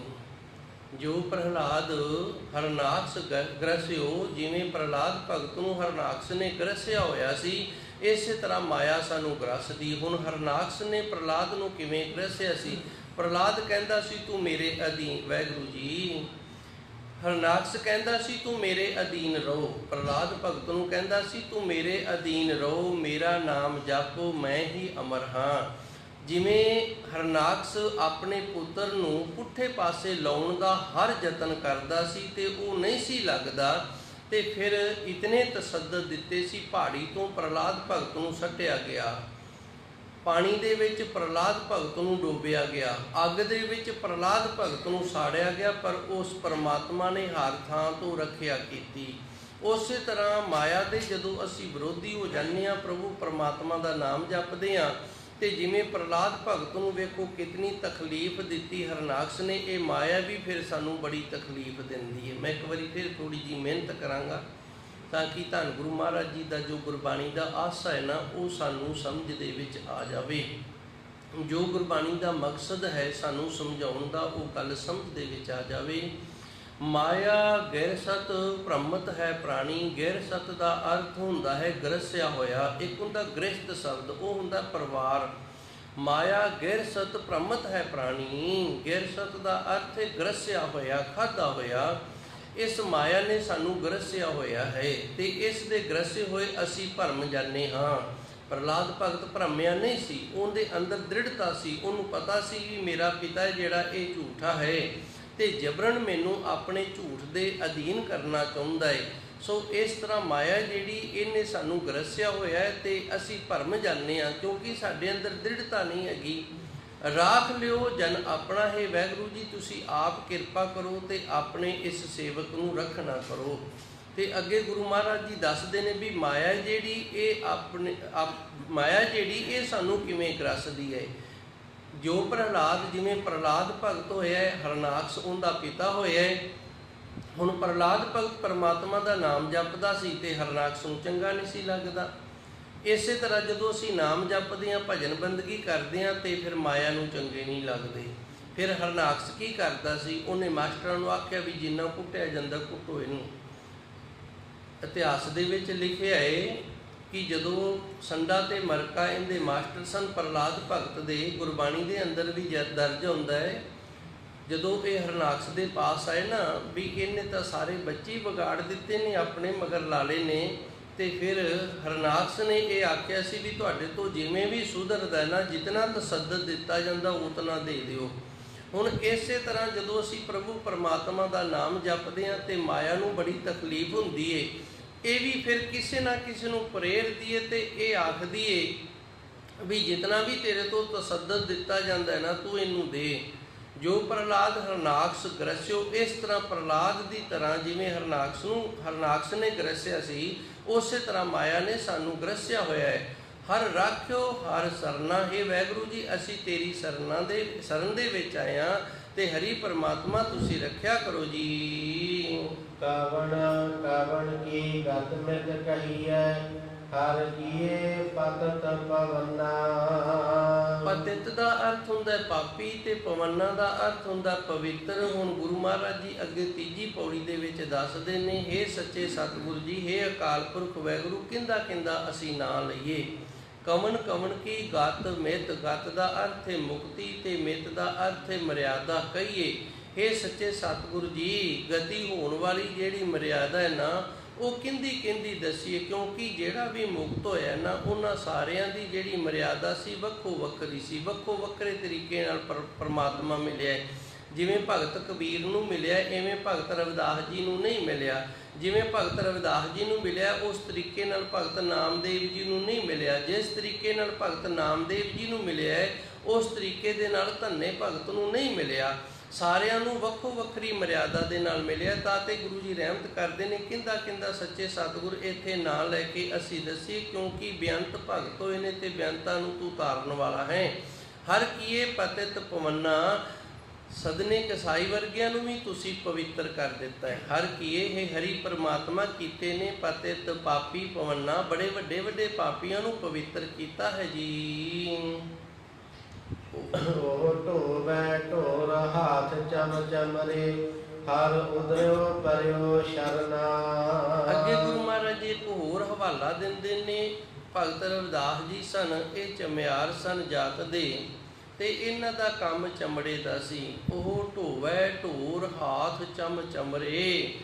ਢੋਰ ਕਹਿੰਦੇ ਨੇ ਮਰੇ ਡੰਗਰ ਨੂੰ। ਇਹਨਾਂ ਦਾ ਕੰਮ ਸੀ ਜਦੋਂ ਕਿਸੇ ਦੇ ਘਰੇ ਕੋਈ ਪਸ਼ੂ ਮਰ ਜਾਂਦਾ ਤੇ ਉਹਨੂੰ ਜਿੱਥੇ ਪਸ਼ੂਆਂ ਦਾ ਮੁਰਦਾ ਘਾਟ ਸੀ, ਹੱਡੋ ਰੋੜੀ ਕਹਿ ਦਿੰਦੇ ਆਪਾਂ, ਉੱਥੇ ਲੈ ਕੇ ਜਾਂਦਾ ਤੇ ਕੰਮ ਸੀ ਚਮੜੇ ਦਾ। ਫਿਰ ਉਹਦਾ ਚੰਮ ਵੀ ਉਤਾਰਦਾ ਭਾਈ, ਚੰਮ ਉਤਾਰ ਕੇ ਫਿਰ ਅੱਗੇ ਜੋ ਜਿਵੇਂ ਕਿਰਿਆ ਹੁੰਦੀ ਉਹ ਸਾਰੇ ਕਰਦਾ। ਉਹ ਢੋਵੈ ਢੋਰ ਹਾਥ ਚਮ ਚਮਰੇ। ਚਮੜੇ ਦਾ ਅਰਥ ਚਮੜੇ ਤੇ ਚੰਮ ਦਾ ਅਰਥ ਹੈ ਚੰਮ, ਹੱਥ ਦਾ ਅਰਥ ਹੈ ਹੱਥ। ਉਹਦੇ ਹੱਥ ਦੇ ਵਿੱਚ ਚਮੜਾ ਹੈ ਨਾ ਜਿਹੜਾ, ਇਹ ਚੰਬੜਿਆ ਰਹਿੰਦਾ ਸੀ, ਭਾਵ ਉਹਦੇ ਹੱਥ ਦੇ ਵਿੱਚ ਹਮੇਸ਼ਾ ਚੰਮ ਹੀ ਰਹਿੰਦਾ ਸੀ। ਹਰ ਉਧਰਿਓ ਹਰੀ ਪਰਮਾਤਮਾ ਉਹ ਵੀ ਧਰ ਗਿਆ, ਪਰਿਓ ਸਰਨਾ, ਉਹ ਤੇਰੀ ਸਰਨ ਦੇ ਵਿੱਚ ਪੈ ਗਿਆ ਤੇ ਇਸ ਕਰਕੇ ਤੂੰ ਭਗਤ ਰਵਿਦਾਸ ਦਾ ਵੀ ਭਲਾ ਕਰ ਦਿੱਤਾ ਹੈ ਜੀ। ਪ੍ਰਭ ਦੀਨ ਦਇਆਲ ਭਗਤ ਭਵ ਤਾਰਨ, ਹਮ ਪਾਪੀ ਰਾਖ ਪਪਨਾ। ਅੱਗੇ ਧੰਨ ਗੁਰੂ ਜੀ ਰਹਿਮਤ ਕਰਦੇ ਨੇ ਚੌਥੀ ਪੌੜੀ ਦੇ ਵਿੱਚ। ਪ੍ਰਭ ਦੀਨ, ਦੀਨ ਦਾ ਅਰਥ ਹੈ ਅੰਦਰ ਦੀ ਹਲੀਮੀ ਵਾਲਾ। ਦੀਨ ਦਾ ਅਰਥ ਗਰੀਬ ਵੀ ਹੁੰਦਾ ਹੈ ਤੇ ਦੀਨ ਦਾ ਅਰਥ ਧਰਮ ਵੀ ਹੈ। ਦੀਨ ਦਰਦ ਦੁੱਖ ਭੰਜਨਾ। ਗੁਰੂ ਮਹਾਰਾਜ ਜੀ ਰਹਿਮਤ ਕਰਦੇ ਨੇ ਜਿਹੜਾ ਅੰਦਰੋਂ ਦੀਨ ਹੈ ਨਾ, ਅੰਦਰੋਂ ਹਲੀਮੀ ਵਾਲਾ ਹੈ, ਉਹਦਾ ਦਰਦ ਤੇ ਦੁੱਖ ਤੂੰ ਨਾਸ ਕਰਨ ਵਾਲਾ ਹੈ। ਜੇ ਅੰਦਰ ਹੰਕਾਰ ਹੈ ਨਾ ਤੇ ਫਿਰ ਨਾ ਦਰਦ ਦੂਰ ਹੋਏਗਾ ਤੇ ਨਾ ਹੀ ਦੁੱਖ ਦੂਰ ਹੋਏਗਾ। ਪ੍ਰਭ ਦੀਨ, ਹੈ ਪ੍ਰਭੂ ਪਰਮਾਤਮਾ ਤੂੰ ਦੀਨ, ਜਿਹੜਾ ਅੰਦਰੋਂ ਹਲੀਮੀ ਵਾਲਾ ਹੈ ਨਾ, ਦਇਆਲ, ਉਹਨਾਂ ਤੇ ਦਇਆ ਕਰਦਾ ਤੂੰ। ਭਗਤ ਭਵ ਤਾਰਨ, ਭਗਤਾਂ ਨੂੰ ਇਸ ਸੰਸਾਰ ਦੇ ਵਿੱਚੋਂ ਉਤਾਰਨ ਵਾਲਾ ਹੈ। ਹਮ ਪਾਪੀ ਰਾਖ ਪਪਣਾ। ਪਪਣਾ ਦਾ ਅਰਥ ਹੁੰਦਾ ਪਾਪਾਂ ਤੋਂ। ਹਮ ਪਾਪੀ, ਅਸੀਂ ਪਾਪੀਆਂ ਤੇ ਸਾਨੂੰ ਪਾਪਾਂ ਤੋਂ ਰੱਖਿਆ ਕਰ, ਭਾਵ ਕਿਰਪਾ ਕਰ ਸਾਡੇ ਤੇ, ਸਾਡੇ ਤੋਂ ਕੋਈ ਵੀ ਪਾਪ ਨਾ ਹੋਵੇ। ਗੁਰੂ ਮਹਾਰਾਜ ਜੀ ਨੇ ਰਹਿਮਤ ਕੀਤੀ ਹੈ। ਭਗਤ ਭਵ ਤਾਰਨ ਇੱਕ ਮੇਰੇ ਖਿਆਲ ਆ ਗਿਆ, ਜ਼ਰੂਰ ਦੱਸਾਂਗਾ। ਇੱਕ ਵਾਰੀ ਨਾ ਇੱਕ ਔਰਤ ਹੈ ਤੇ ਉਹ ਨਾ ਖੂਹ ਤੋਂ ਪਾਣੀ ਭਰ ਰਹੀ ਹੈ। ਸਮਾਂ ਇਸ ਤਰ੍ਹਾਂ ਦਾ ਸੀ, ਉਦੋਂ ਭਾਈ ਬਾਲਟੀ ਤੇ ਰੱਸੇ ਦੇ ਨਾਲ ਖੂਹਾਂ ਦੇ ਵਿੱਚੋਂ ਪਾਣੀ ਕੱਢਿਆ ਜਾਂਦਾ ਸੀ। ਹੁਣ ਪਹਿਲਾ ਮੁਸਾਫਰ ਆਇਆ ਏ, ਉਹਨੇ ਆਣ ਕੇ ਨਾ ਪਾਣੀ ਮੰਗਿਆ ਤੇ ਇਹ ਔਰਤ ਜਿਹੜੀ ਇਹ ਅਧਿਆਤਮਿਕ ਜੀਵਨ ਵਾਲੀ ਸੀ, ਧਾਰਮਿਕ ਜੀਵਨ ਵਾਲੀ ਸੀ।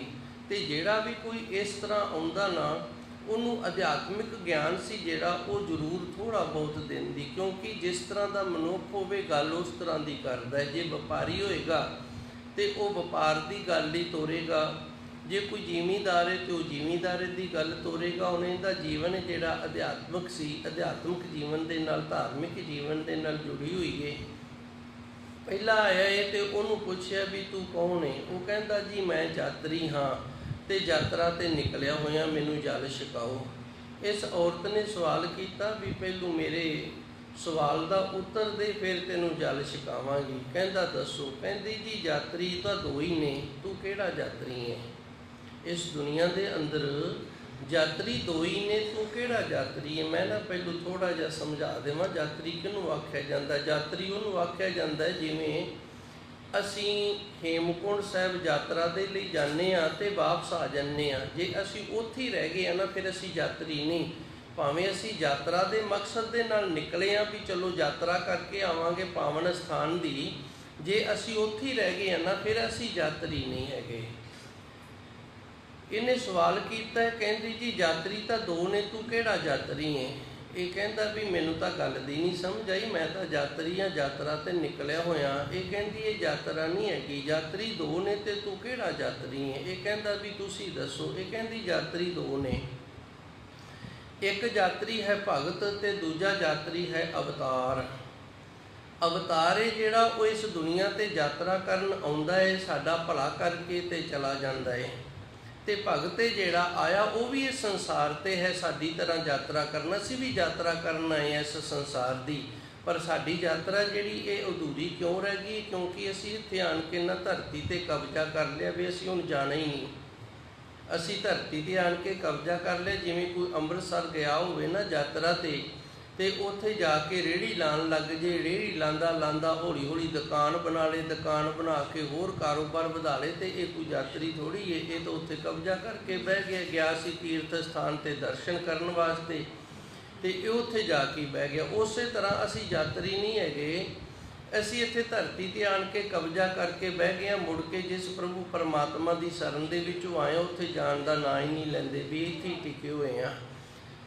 ਇੱਕ ਭਗਤ ਹੈ, ਇਹਨੂੰ ਵੀ ਯਾਤਰੀ ਮੰਨਿਆ ਗਿਆ। ਦੋ ਹੀ ਯਾਤਰੀ ਨੇ ਦੁਨੀਆ 'ਤੇ, ਇੱਕ ਅਵਤਾਰ ਹੈ। ਜਿਵੇਂ ਗੁਰੂ ਨਾਨਕ ਦੇਵ ਜੀ ਆਏ ਸਨ ਤੇ ਉਹ ਆਪਣੀ ਜੀਵਨ ਯਾਤਰਾ ਦੇ ਵਿੱਚ ਸਾਡਾ ਸਾਰਿਆਂ ਦਾ ਭਲਾ ਕਰਕੇ ਤੇ ਆਪ ਪ੍ਰਭੂ ਪਰਮਾਤਮਾ ਦੇ ਵਿੱਚ ਅਭੇਦ ਹੋ ਗਏ। ਇਸ ਤਰ੍ਹਾਂ ਜਿਹੜੇ ਭਗਤ ਨੇ ਉਹ ਭਗਤੀ ਕਰਕੇ ਨਾ ਇਸ ਸੰਸਾਰ ਦੀ ਯਾਤਰਾ ਨੂੰ ਪੂਰੀ ਕਰਕੇ ਤੇ ਪ੍ਰਭੂ ਪਰਮਾਤਮਾ ਦੀ ਸ਼ਰਨ ਦੇ ਵਿੱਚ ਚਲੇ ਜਾਂਦੇ ਨੇ। ਹੁਣ ਮੈਂ ਸਾਰੀਆਂ ਗੱਲਾਂ ਦੱਸ ਦਿਆਂ। ਇਹ ਚਲਾ ਗਿਆ ਤੇ ਦੂਜਾ ਆਇਆ। ਹੁਣ ਜਦੋਂ ਦੂਜਾ ਆਇਆ ਨਾ, ਉਹਨੇ ਵੀ ਆਣ ਕੇ ਪਾਣੀ ਮੰਗਿਆ। ਜਦੋਂ ਪਾਣੀ ਮੰਗਿਆ ਤੇ ਇਹਨੇ ਪੁੱਛਿਆ ਵੀ ਤੂੰ ਕੌਣ ਹੈ? ਕਹਿੰਦਾ ਜੀ ਮੈਂ ਭਿਖਾਰੀ ਹਾਂ, ਮੰਗਦਾ ਫਿਰਦਾ। ਉਹ ਕਹਿੰਦੀ ਭਿਖਾਰੀ ਤਾਂ ਦੋ ਨੇ, ਤੂੰ ਕਿਹੜਾ ਭਿਖਾਰੀ ਹੈ? ਕਹਿੰਦੀ ਭਿਖਾਰੀ ਦੁਨੀਆ 'ਤੇ ਦੋ ਨੇ, ਤੂੰ ਕਿਹੜਾ ਭਿਖਾਰੀ ਹੈ ਦੋਵਾਂ ਦੇ ਵਿੱਚੋਂ? ਇਹ ਕਹਿੰਦਾ ਮੈਨੂੰ ਤਾਂ ਕੋਈ ਗੱਲ ਦੀ ਸਮਝ ਨਹੀਂ ਆਉਂਦੀ, ਮੈਨੂੰ ਤਾਂ ਇੰਨਾ ਹੀ ਪਤਾ ਵੀ ਮੰਗ ਲਈਦਾ ਤੇ ਖਾ ਲਈਦਾ, ਮੌਜਾਂ ਬਣੀਆਂ ਹੋਈਆਂ ਨੇ, ਕੁਝ ਕਰਨਾ ਨਹੀਂ ਪੈਂਦਾ, ਤੂੰ ਹੀ ਦੱਸ ਦੇ। ਇਹ ਕਹਿੰਦੀ ਦੋ ਭਿਖਾਰੀ ਨੇ। ਇੱਕ ਤਾਂ ਉਹ ਮਨੁੱਖ ਭਿਖਾਰੀ ਏ ਜਿਸ ਦੇ ਅੰਦਰ ਤ੍ਰਿਪਤੀ ਨਾ ਹੋਵੇ, ਉਹ ਸਦਾ ਹੀ ਮੰਗਦਾ ਹੀ ਰਹਿੰਦਾ ਹੈ। ਉਹ ਭਿਖਾਰੀ ਏ ਜਿਹਦੇ ਅੰਦਰ ਸਬਰ ਨਹੀਂ, ਜਿਹਦੇ ਅੰਦਰ ਸੰਤੋਖ ਨਹੀਂ, ਜਿਹਦੇ ਅੰਦਰ ਤ੍ਰਿਪਤੀ ਨਹੀਂ, ਜਿਹਨੂੰ ਸੁਭਾਅ ਹੀ ਮੰਗਣ ਦਾ ਪੈ ਗਿਆ, ਉਹ ਫਿਰ ਮੰਗਦਾ ਹੀ ਰਹਿੰਦਾ ਹੈ। ਤੇ ਦੂਜਾ ਭਿਖਾਰੀ ਏ ਜਿਹੜਾ, ਉਹ ਬੱਚਾ ਏ। ਬੱਚੇ ਵਿਚਾਰੇ ਨਿੱਕਾ ਜਿਹਾ ਹੁੰਦਾ ਨਾ, 1 ਸਾਲ ਦੀ ਉਮਰ ਤੱਕ ਉਹਨੂੰ ਹਰ ਇੱਕ ਚੀਜ਼ ਜਿਹੜੀ ਭਿਖਾਰੀਆਂ ਦੀ ਤਰ੍ਹਾਂ ਰੋ ਕੇ ਮੰਗਣੀ ਪੈਂਦੀ ਏ। ਜੇ ਭੁੱਖ ਲੱਗੀ ਹੈ ਤੇ ਫਿਰ ਵੀ ਇਹ ਰੋਵੇਗਾ, ਆਪ ਨਹੀਂ ਖਾ ਸਕਦਾ, ਰੋਂਦਾ, ਫਿਰ ਮਾਂ ਦੁੱਧ ਪਿਆ ਦਿੰਦੀ ਏ। ਜੇ ਕੋਈ ਹੋਰ ਵੀ ਸਰੀਰ ਦੀ ਕਿਰਿਆ ਕੀਤੀ ਹੈ, ਕੱਪੜੇ ਗਿੱਲੇ ਹੋ ਗਏ ਨੇ, ਤੇ ਫਿਰ ਵੀ ਇਹਨੂੰ ਰੋਣਾ ਹੀ ਪੈਂਦਾ ਹੈ। ਇਹ ਦੋ ਹੀ ਭਿਖਾਰੀ ਨੇ। ਇੱਕ ਬੱਚਾ ਭਿਖਾਰੀ ਏ ਜਿਹੜੀ ਹਰ ਇੱਕ ਚੀਜ਼ ਰੋ ਕੇ ਲੈਂਦਾ, ਮੰਗ ਕੇ ਲੈਂਦਾ ਹੈ, ਤੇ ਦੂਜਾ ਭਿਖਾਰੀ ਉਹ ਮਨੁੱਖ ਹੈ ਜਿਹਦੇ ਅੰਦਰ ਤ੍ਰਿਪਤੀ ਨਹੀਂ। ਇਹ ਵੀ ਗਿਆ ਚਲਾ। ਹੁਣ ਤੀਜਾ ਆ ਗਿਆ। ਤੀਜਾ ਜਦੋਂ ਪਾਣੀ ਪੀਣ ਵਾਸਤੇ ਆਇਆ ਤੇ ਇਹਨੇ ਸਵਾਲ ਕੀਤਾ। ਇਹ ਪੰਚਦਸੀ ਗ੍ਰੰਥ ਦੇ ਅੰਦਰ ਲਿਖੀ ਹੋਈ ਕਹਾਣੀ ਜੋ ਮੈਂ ਆਪ ਜੀ ਨੂੰ ਸੁਣਾ ਰਿਹਾ। ਅੱਗੇ ਵੀ ਕਈ ਵਾਰੀ ਇਹ ਪੰਚਦਸੀ ਦੀਆਂ ਗੱਲਾਂ ਸੁਣਾਈਆਂ ਹੋਈਆਂ ਨੇ। ਇੱਕ ਛੋਟਾ ਜਿਹਾ ਗ੍ਰੰਥ, ਇਹਨੂੰ ਪੰਚਦਸੀ ਆਖਿਆ ਜਾਂਦਾ ਹੈ। ਇਹ ਤੀਜਾ ਆਇਆ ਤੇ ਇਹ ਤੀਜਾ ਆਣ ਕੇ ਜਦੋਂ ਪਾਣੀ ਮੰਗਦਾ ਹੈ ਤੇ ਇਹ ਮਾਈ ਪੁੱਛਦੀ ਹੈ ਵੀ ਤੂੰ ਕੌਣ ਹੈ? ਕਹਿੰਦਾ ਜੀ ਮੈਂ ਤਾਂ ਗਵਾਰ ਹਾਂ।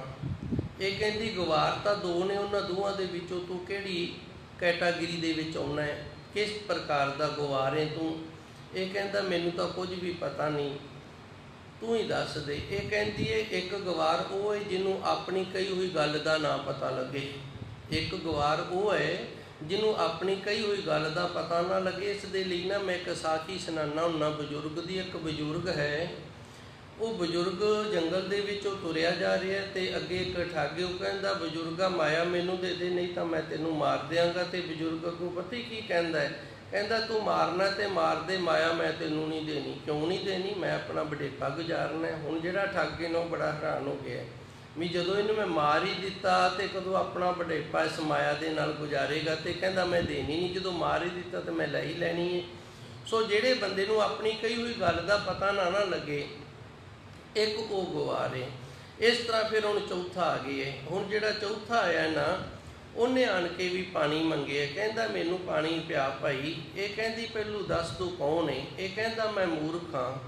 ਕਹਿੰਦੀ ਵੀ ਮੂਰਖ ਵੀ ਦੁਨੀਆ 'ਤੇ ਦੋ ਨੇ, ਤੂੰ ਇਹਨਾਂ ਦੋਵਾਂ ਦੇ ਵਿੱਚੋਂ ਕਿਹੜਾ ਮੂਰਖ ਹੈ? ਇਹ ਕਹਿੰਦਾ ਵੀ ਮੈਨੂੰ ਤਾਂ ਇਸ ਗੱਲ ਦੀ ਸਮਝ ਨਹੀਂ ਵੀ ਮੈਂ ਕਿਹੜਾ ਮੂਰਖ ਹਾਂ, ਕਿਹੜੀ ਕੈਟਾਗਰੀ ਦੇ ਵਿੱਚ ਆਉਣਾ। ਇਹਨੇ ਫਿਰ ਦੱਸਿਆ ਔਰਤ ਨੇ। ਇਹ ਕਹਿੰਦੀ ਵੀ ਇੱਕ ਤਾਂ ਉਹ ਮੂਰਖ ਹੈ ਜਿਹੜਾ ਕਿਸੇ ਦੀ ਤਹਿ ਤੱਕ ਪਹੁੰਚੇ ਤੋਂ ਬਿਨਾਂ ਉਹਦੇ 'ਤੇ ਸ਼ੱਕ ਕਰੇ। ਇਹਨੂੰ ਮੂਰਖ ਗਿਣਿਆ ਗਿਆ ਹੈ ਪੰਚਦਸੀ ਦੇ ਅੰਦਰ ਵੀ ਬਿਨਾਂ ਕਿਸੇ ਦੀ ਤਹਿ 'ਤੇ ਪਹੁੰਚੇ ਤੋਂ ਨਾ ਉਹਦੇ 'ਤੇ ਆਪਾਂ ਸ਼ੱਕ ਕਰ ਲਈਏ। ਜਿਵੇਂ ਕਿਸੇ ਨੇ ਕੋਈ ਕਿਤੋਂ ਤੁਰਿਆ ਜਾਂਦਾ ਤੇ ਆਪਾਂ ਸ਼ੱਕ ਕਰ ਲਈਏ ਵੀ ਇਹ ਚੋਰ ਹੈ, ਭਾਵੇਂ ਹੋਵੇ ਵਿਚਾਰਾ ਉਹ ਸਾਧ ਤੇ ਆਪਣਾ ਸਫ਼ਰ ਤੈਅ ਕਰਦਾ ਹੋਵੇ, ਬਿਨਾਂ ਕਿਸੇ ਤੈਅ ਤੋਂ ਪਹੁੰਚੇ ਤੋਂ, ਬਿਨਾਂ ਕਿਸੇ ਸਬੂਤ ਤੋਂ ਜਿਹੜਾ ਕਿਸੇ 'ਤੇ ਸ਼ੱਕ ਕਰਦਾ ਨਾ, ਉਹਨੂੰ ਮੂਰਖ ਆਖਿਆ ਇੱਕ ਤਾਂ। ਤੇ ਦੂਜਾ ਮੂਰਖ ਕੌਣ ਹੈ? ਜਿਹੜਾ ਉਹਦੀ ਗੱਲ 'ਤੇ ਭਰੋਸਾ ਕਰ ਲੈਂਦਾ, ਜਿਹਨੇ ਤੈਅ ਤੱਕ ਨਹੀਂ ਪਹੁੰਚਿਆ, ਪੂਰੀ ਗੱਲ ਦਾ ਨਹੀਂ ਪਤਾ ਤੇ ਕਿਸੇ ਹੋਰ ਨੂੰ ਦੱਸ ਦਿੰਦਾ ਹੈ ਤੇ ਉਹ ਤੈਅ ਤੱਕ ਉਹ ਨਹੀਂ ਪਹੁੰਚਿਆ, ਅੱਗੇ ਉਹਨੇ ਉਹਨੂੰ ਦੱਸਤਾ ਤੇ ਅਗਲੇ ਨੇ ਵੀ ਉਸ ਗੱਲ ਨੂੰ ਮੰਨ ਲਿਆ। ਹੁਣ ਇਹ ਸਾਰਿਆਂ ਦੀ ਨਿਗਾਹ ਦੇ ਵਿੱਚ ਨਾ ਇੱਕ ਸਾਧ ਬੰਦੇ ਨੂੰ ਸਾਰਿਆਂ ਨੇ ਚੋਰ ਬਣਾ ਦਿੱਤਾ ਹੈ। ਸੋ ਇਸ ਤਰ੍ਹਾਂ 3 ਪ੍ਰਕਾਰ ਦੇ ਜਿਹੜੇ ਨੇ ਉਹ 2-2 ਪ੍ਰਕਾਰ ਦੇ ਜਿਹੜੇ ਨੇ ਉਹ ਭਗਤ ਭਵ ਤਾਰਨ। ਇਹ ਜਿਹੜੇ ਭਗਤ ਨੇ ਨਾ ਇਹ ਸੰਸਾਰ ਦੀ ਯਾਤਰਾ ਪੂਰੀ ਕਰਕੇ ਚਲੇ ਜਾਂਦੇ ਨੇ, ਇਹ ਸੰਸਾਰ ਤੋਂ ਇਸ ਤਰ੍ਹਾਂ ਪਈ ਤਰ ਜਾਂਦੇ ਨੇ। ਹਮ ਪਾਪੀ, ਤੇ ਅਸੀਂ ਕਿਉਂ ਨਹੀਂ ਤਰਦੇ? ਹਮ ਦੇ ਵਿੱਚ ਤਮਾਮ ਆ ਗਏ, ਅਸੀਂ ਕਿਉਂ ਨਹੀਂ ਤਰਦੇ? ਸਾਡੀ ਯਾਤਰਾ ਕਿਉਂ ਨਹੀਂ ਪੂਰੀ ਹੁੰਦੀ? ਪਪਣਾ, ਅਸੀਂ ਪਾਪ ਕਰਦੇ ਹਾਂ, ਇਸ ਕਰਕੇ ਸਾਡੀ ਯਾਤਰਾ ਪੂਰੀ ਨਹੀਂ ਹੁੰਦੀ। ਰਾਖ ਪਪਣਾ, ਤੇ ਫਿਰ ਗੁਰੂ ਅੱਗੇ ਅਰਦਾਸ ਹੈ, ਸੱਚੇ ਸਤਿਗੁਰੂ ਤੂੰ ਕਿਰਪਾ ਕਰ, ਇਹਨਾਂ ਪਾਪਾਂ ਤੋਂ ਸਾਡੀ ਰੱਖਿਆ ਕਰੋ ਜੀ। ਹਰ ਦਾਸਨ ਦਾਸ ਦਾਸ ਹਮ ਕਰਿਓ, ਜਨ ਨਾਨਕ ਦਾਸ ਦਾਸਨਾ। ਇਹ ਨਾ ਹਲੀਮੀ ਹੈ ਬੜੀ ਹਰ ਦਾਸਨ। ਹੇ ਹਰੀ ਪਰਮਾਤਮਾ, ਜਿਹੜੇ ਤੇਰੇ ਦਾਸ ਨੇ ਨਾ ਦਾਸ ਦਾਸ, ਉਹਨਾਂ ਦੇ ਫਿਰ ਦਾਸ ਜਿਹੜੇ ਤੇਰੇ ਦਾਸ ਨੇ, ਜਿਵੇਂ ਭਾਈ ਗੁਰਦਾਸ ਜੀ ਗੁਰੂ ਅਰਜਨ ਦੇਵ ਜੀ ਦੇ ਦਾਸ ਸਨ, ਤੇ ਅੱਗੇ ਭਾਈ ਗੁਰਦਾਸ ਜੀ ਦੇ ਦਾਸ ਹੋ ਗਏ, ਫਿਰ ਉਹਨਾਂ ਦੇ ਅੱਗੇ ਦਾਸ। ਇਸ ਤਰ੍ਹਾਂ ਹਰ ਦਾਸਨ ਦਾਸ ਦਾਸ, ਦਾਸਾਂ ਦੇ ਦਾਸ ਹੋ ਕੇ ਹਮ ਕਰਿਓ, ਸਾਨੂੰ ਬਣਾਣਾ ਕਰੋ, ਪਰ ਸਾਨੂੰ ਤਾਰ ਲਵੋ। ਜਨ ਨਾਨਕ ਦਾਸ ਦਸੰਨਾ, ਧੰਨ ਗੁਰੂ ਨਾਨਕ ਦੇਵ ਜੀ ਰਹਿਮਤ ਕਰਦੇ ਨੇ, ਅਸੀਂ ਤੇਰੇ ਦਾਸਾਂ ਦੇ ਦਾਸ ਆ। ਇਤਨੀ ਕੁ ਸੇਵਾ ਸੰਗਤ ਨੇ ਪ੍ਰਵਾਨ ਕਰਨੀ, ਸੱਚੇ ਸਤਿਗੁਰ ਕਿਰਪਾ ਕਰ, ਰਹਿਮਤ ਕਰਨ। ਜੋ ਗਿਆਨ ਦੀ ਦਾਤ ਗੁਰੂ ਜੀ ਨੇ ਬਖਸ਼ਿਸ਼ ਕੀਤੀ ਏ, ਸੋ ਸਾਡੇ ਹਿਰਦੇ ਦੇ ਵਿੱਚ ਰੁਕੇ। ਦੇਹੋ ਸੱਜਣ ਆਸੀਸੜੀਆ, ਜੋ ਹੋਵੇ ਸਹਿਬ ਸਿਉ ਮੇਲ।